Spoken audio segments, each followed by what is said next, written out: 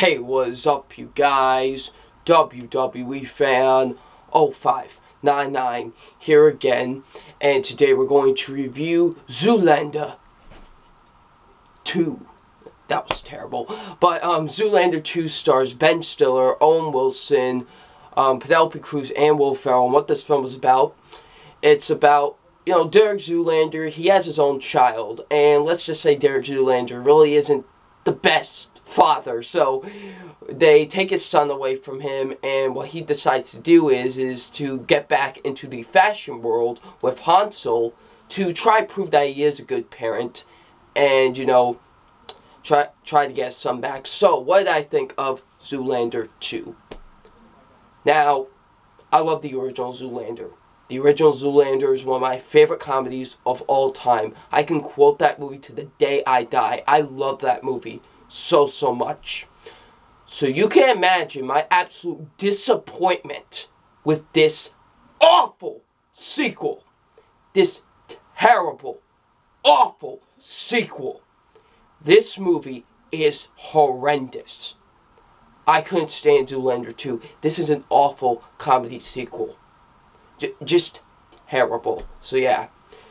So, let's get into my positives, because I do have one good thing to say about this movie, and that's Penelope Cruz. At least she is the only one out of any of these actors that's trying.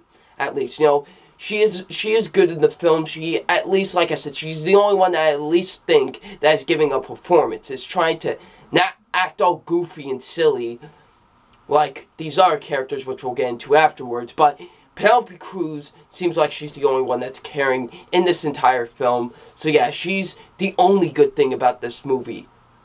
But other than that, there's nothing else to like about this film, because let's just get straight into the negatives, because I do have a lot of negatives with Zoolander 2. First being the acting. Everyone else is horrendous in this film. Everybody's terrible. Ben Stiller. Man, I love Ben Stiller, okay? He is awesome. He's a great comedic actor. What was he doing? I get it. He's trying to capture the spirit of Derek Zoolander, just like in the original film. I respect that. But he's just making a fool out of himself. He's just acting so dumb. I know that's the whole point. Like I said, I love the original, but it's just so stupid. And it feels like he's just making a fool out of himself.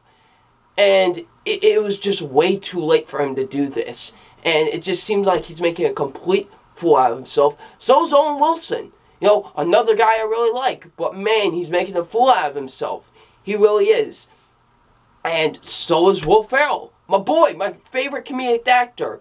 He's making a complete fool of themselves. That's my biggest thing. They're making complete fools of themselves.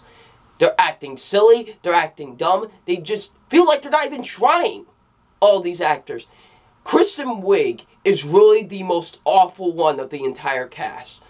Because she's like this, tried to do this Russian accent and everything, and she just talks like this throughout the entire film. And just the way she pulls it off is completely awful, in my opinion.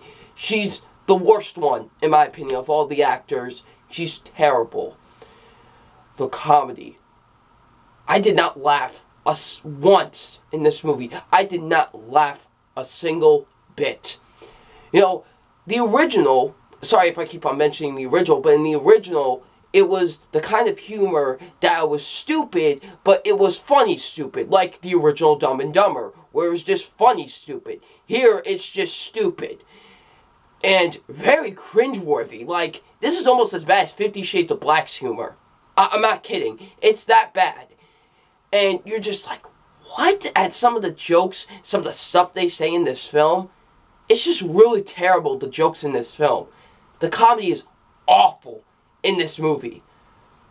The cameos. Like, I love me some cameos in films, but man, it just feels like they're just there for a paycheck. That's all it is. They're just there for a paycheck. And it feels like the cameos were very unnecessary, in my opinion. I'm not going to say who, but just a lot of them felt out of place.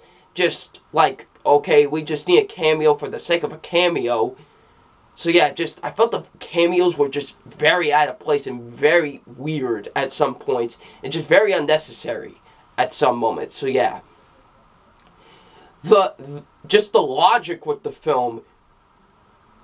Is it possible to lose some IQ from a film? Is it possible? Because man, I lost some IQ after Zoolander 2. I almost felt as dumb as Derek Zoolander.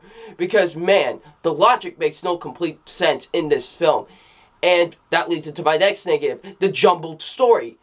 It feels like they just keep on going from one thing to another. Like, they need to take out this organization. It's weird. Just the jumbled mess of a story that they have with the film. And it's so convoluted. It really is. The writing is awful with this movie. It's horrendous. The directing is not that very good with the film. I also love Ben Stiller as a director, like Tropic Thunder, Zoolander. Like, he knows how to direct movies, but he just didn't seem to know with this film. So yeah, the pacing's terrible. It's really boring. Like, how do you make a comedy boring? That's just my question. How do you make a comedy boring? Man, yeah. Overall, guys, I was really disappointed with Zoolander 2. This disappointed me as a fan of the original film, who was so excited for this new movie, and just left very disappointed. So yeah. So it's time for my official grade on Zoolander 2, and my official grade on Zoolander 2 is a D-. It is an awful comedy sequel. I think we all need to make an apology to Dumb and Dumber 2 now, because we were being I think people were being a little bit too harsh on this film. This right here is a terrible comedy sequel. This and Ride Along 2 are two very plain examples of two awful comedy sequels. So yeah, Zoolander 2 gets a D-. So what do you guys think of Zoolander 2? Leave in the comment section below. I'm WWE Fan 0599, and we will see you all later. Peace. That's why.